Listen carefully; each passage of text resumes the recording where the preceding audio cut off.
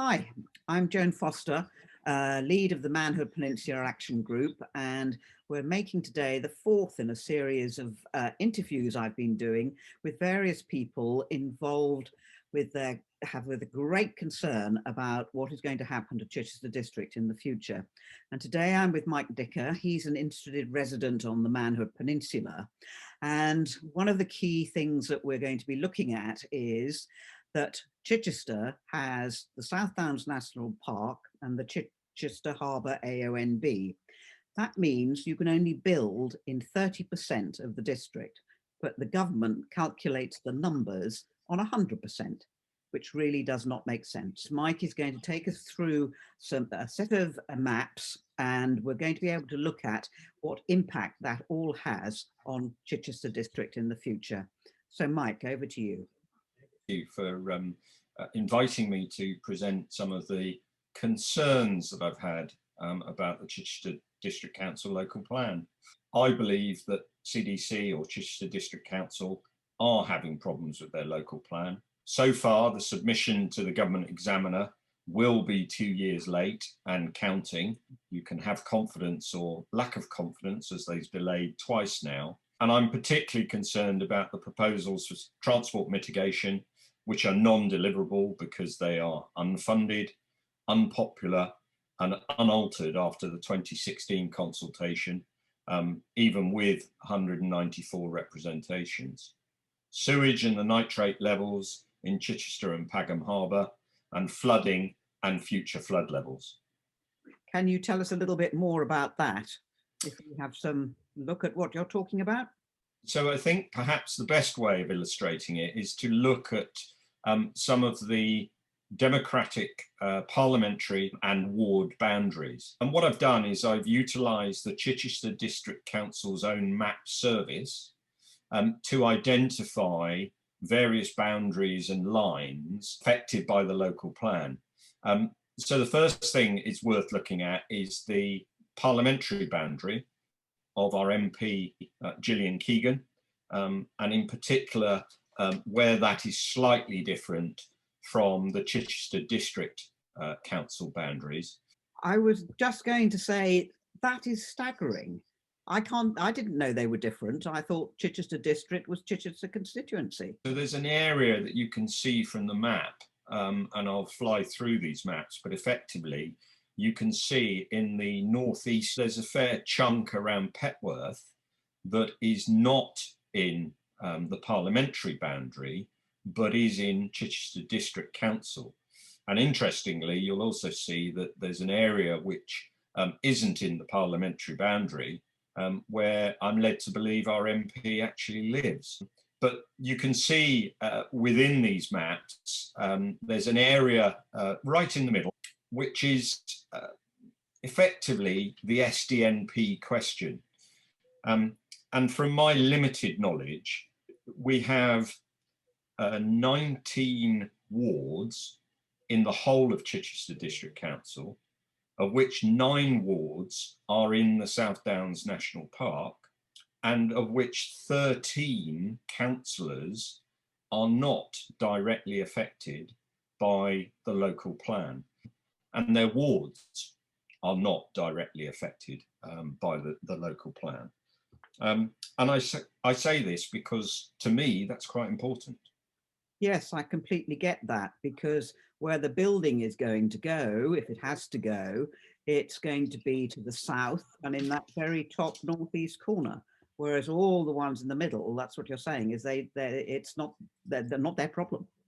Correct, but they will still have a vote, or currently they will still have a vote at any vote on the local plan being adopted at Chichester District Council. But I believe that if I was a councillor in one of those wards, I would certainly abstain from any vote on the local plan. That's really interesting. I hadn't really thought that before. I suppose, I mean, would they say, well, we travel through the rest of the district, the A27 affects us all? So I've actually asked a question at full council on this very subject some 1.5 years ago, The answer I got back, if I remember, from the chief executive was that they are elected as councillors for their ward, but ultimately it is all Chichester district business, and therefore they are entitled to a vote. That's really interesting. I think we're all going to have a think about that as people watch this video. So where do we go from here, Mike?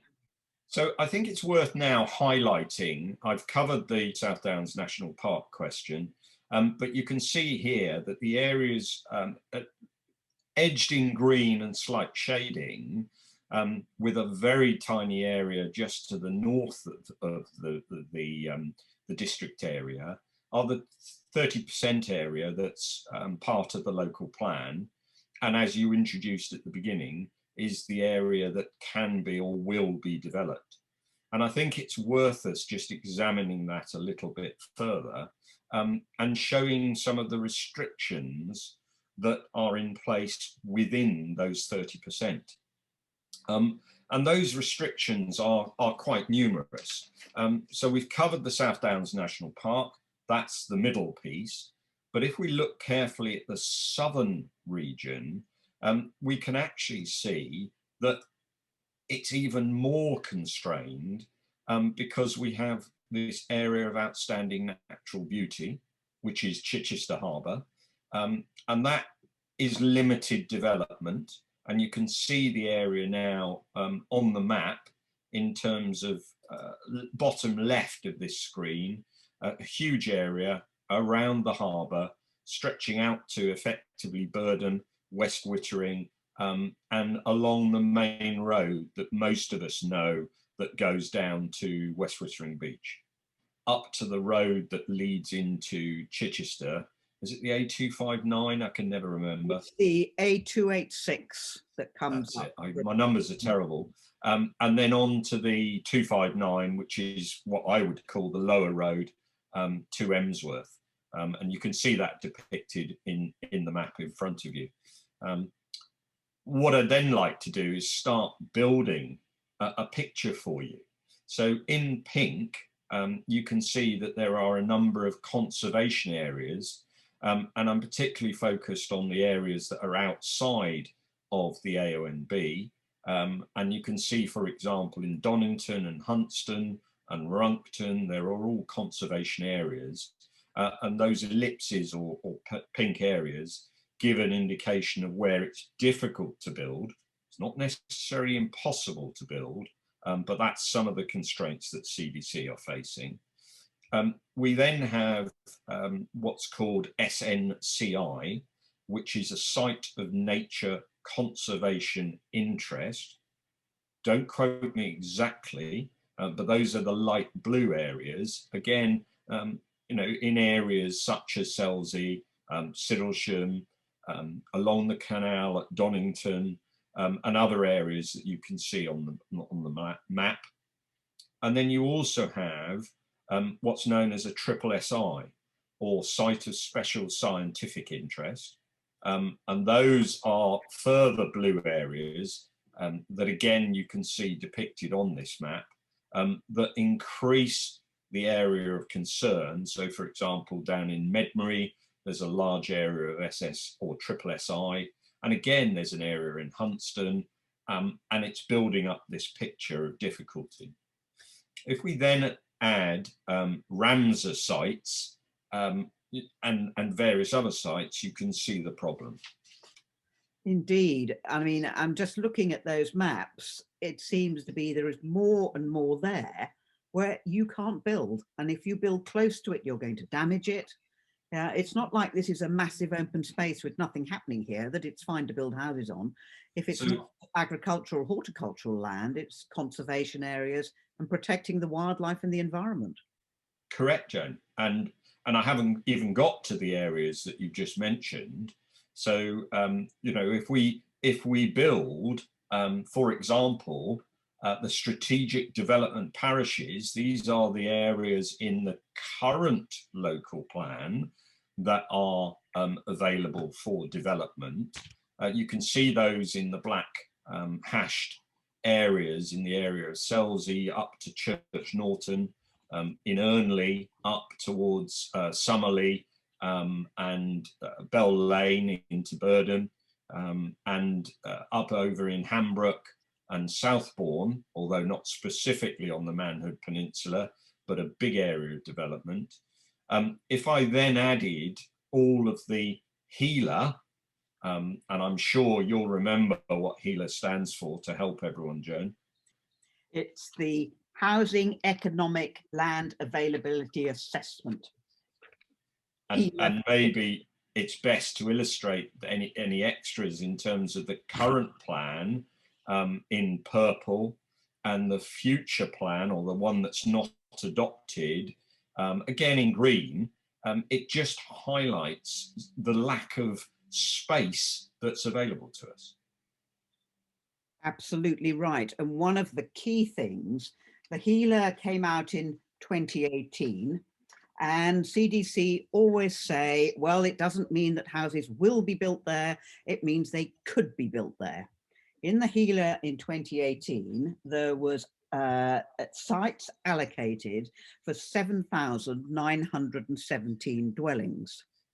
Then 2020 HELA comes out, they change all the rules, and there are now sites allocated for 26,383 dwellings. Now, I find it quite staggering that suddenly the rules can change. We don't worry about settlement boundaries anymore or anything like that. We just want to build houses. And it's a real nightmare, and your map shows that. And I have some real concerns in terms of, you mentioned the horticultural areas. They're the ones in orange that you should be able to see here. But I have some real concerns in terms of the allocation in the HELA of some of these housing, or this housing, which is forecast to go into flood zone 3 areas, which are excluded, interestingly, in the South Downs National Park. They're not adopting areas in flood zone 3. The government advises that local authorities should not build in a flood zone 3 area, but for some reason Chichester District Council, for example at AL6 in Appledram to the north of Donington, where they're proposing a link road and housing, accept they'll build in flood zone 3, but they have this wonderful thing of, oh, but we'll put in flood mitigation measures. And we keep hearing about flood mitigation measures, and nobody is really quite sure whether they are a reality and whether they would help. But just to clarify, AL6 was the policy in the current local plan to build a link road from the Fishbourne roundabout to Donington, called the Stockbridge Link Road. And that will go so close to the AONB, and will have to be raised up levels to go over the flooding. It is a nightmare. And I think forecast is, as we've heard from one of our earlier videos, of 3 meters high. And I've taken the liberty of just putting a black line on the map to depict where that relief road, or link road, I think it's called, is proposed to go. But I think it's worth finishing from a map perspective on demonstrating climate change. Indeed. The Manhood Peninsula is a low-lying coastal zone.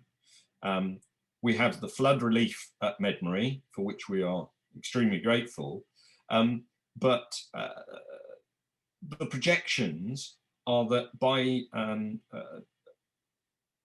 2100, so whatever that is, 79 years from now, sea levels will have risen at least by 1 meter. And you can see from the maps in front of you, and this is an Environment Agency prediction of the effect of 1 meter sea rise on the Manhood Peninsula. And I would advise you to take very careful attention of the effect at Bracklesham, the effect around the harbour, particularly in those strategic parishes that CDC are proposing to build on, and the effect that that 1 metre rise will have on these wonderful new houses that they're proposing to build on the manhood. It's so alarming. It is absolutely terrifying. That's in 79 years. And additionally, not only do we have the predicted sea level rise, but also the increased storm force that has been happening with the increased swell of the waves are doing much more damage than they had anticipated, particularly around Medmerry, for example. Yeah, I don't have maps on that, but I think this is, for me, this is a useful depiction of information from Chichester District Council themselves. It's not stuff that we've invented or got from other sources. This is available, and the link to where you can make your own maps and make your own judgment is at the end of this video. Mike, that is absolutely fascinating, and I fear, as with most of these videos, alarming. It is really quite, it's quite serious when we look at how this area could be destroyed and what we need to protect. So thank you again for your time, and we'll look forward to looking at those maps in more detail. Thank you, Joan.